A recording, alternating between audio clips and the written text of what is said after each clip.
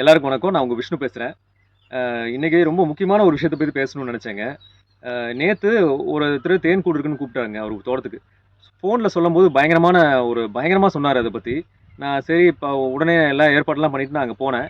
போய் அவங்க தோட்டத்துல போய் பார்த்தா, கடைசில ஒரு சாதாரண கொம்பு தேனீ. கொம்பு தேனீ வந்து ரொம்ப சாதுவான தேனீங்க. அதுவும் கொட்ட தான் செய்யும். ஆனா மலை தேனீ அளவுக்கு வெரைட்டிலாம் கொட்டாது. ஆனா அவருக்கு வந்து தேனீனால என்னன்னு தெரியல. நெறைய பேத்துக்கு அப்படிதான் இருக்கு. தேனீனா என்னன்னு தெரியறதில்ல. தேனீ எதுக்காக வாழுதுன்னு தெரியாது. தேனீ இருக்கிறனால என்ன அட்வான்டேஜ் அப்படிங்கிறதும் தெரியாதுங்க.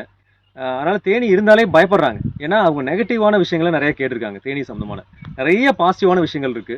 எல்லா உயிரினங்களும் பார்த்தீங்கன்னா, ஒரு நெகட்டிவான விஷயம் இருக்க தான் செய்யும். ஆனா, அதுக்காக நம்ம அத வெறுத்துறக்கூடாது. அதுவும் இருக்கணும், நம்மளும் இருக்கணும். ஸோ, தேனீக்கள் வந்து நம்ம சுத்தி இருக்கணுங்கிறத நான் அவங்களுக்கு புரிய வச்சேன். அவங்ககிட்ட சொல்லி பார்த்தேன்.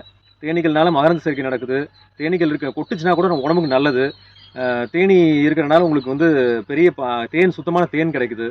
அப்படிங்கிறத சொல்லி பார்த்தேன். ஆனாலும் அவங்க ஏத்துக்கவே இல்ல. தேனீ எடுத்தே ஆகணுன்ட்டாங்க. அத எடுக்க வேண்டியதா போயிருச்சு. ஸோ இதுலேருந்து என்ன தெரியுதுன்னா, தேனீனா என்னன்னே யாருக்கும் தெரியறது இல்லைங்க. தேனீய பத்தி நெறைய தெரிஞ்சுக்கணும். தேனீனா என்னன்னு தெரியணும். தேனீ நம்ம கூட இருக்கணுங்கிறது தெரியணும்.